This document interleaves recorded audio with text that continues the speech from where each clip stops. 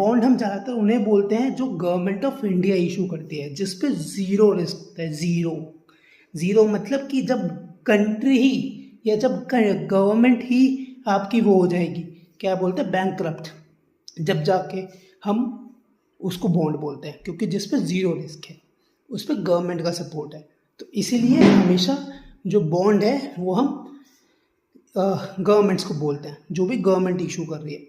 अब जब company issue करती है तो उसको हमने थोड़ा सा सेग्रीगेट किया हुआ है, तो हम उसको बोलते हैं डिबेंचर्स। ठीक है, तो अब डिबेंचर्स की बात करते हैं। तो एनसीडी क्या होता है? नॉन कन्वर्टेबल डिबेंचर्स का मतलब क्या कि जो डिबेंचर्स इक्विटी में ट्रांसफर ना हो, इक्विटी में कन्वर्ट ना हो।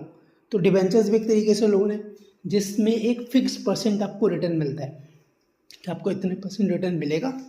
ये चीज़ है जो आपके इशू के समय लिखा होता है कि 10% का है, 9% का है, 11% का है, 12% का है, जो भी लिखा होता है। ठीक है, अब डिबेंचर्स का इंटरेस्ट रेट सेट कौन करता है?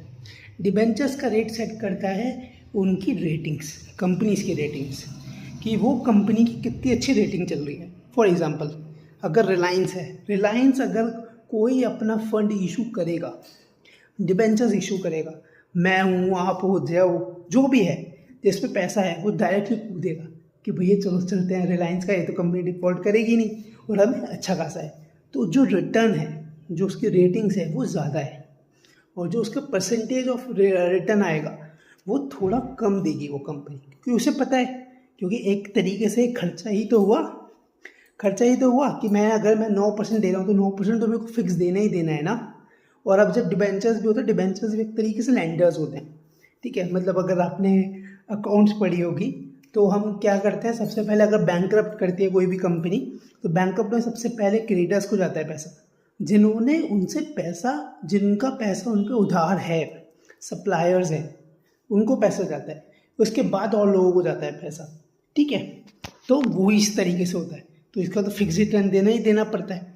तो इसीलिए जब कंपनी की रेटिंग ज़्यादा है तो उसे पता है कि मेरे को कम इंटरेस्ट पे भी ज़्यादा मिल जाएगा, परसेंटेज ऑफ, मतलब ज़्यादा इश्यूज मिल जाएगा, तो कंपनी वो इशू करती है। तो इसीलिए जब जिस कंपनी की थोड़ी कम रेटिंग होगी तो उसका रिटर्न ज़्यादा होगा, वो जब भी तो मार्केट में लुक्रेटिव लगेगा ना, मार्केट में जब भी तो लगेगा कि भैया अच्छा खासा रिटर्न मिल रहा है, चलो हम कूदते हैं उस पर, हम लेते हैं। तो वो चीज़ होती है। तो ये होता है एनसीडी।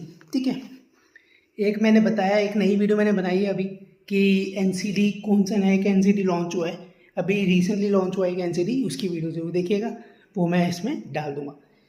लाइक करिएगा, सब्सक्राइब कीजिएगा अगर अच्छी लगे, नहीं भी अच्छी लगे तो डिसलाइक कीजिएगा, हमारा अपना क्या जाता है। ठीक है, चलो ठीक है, बाय।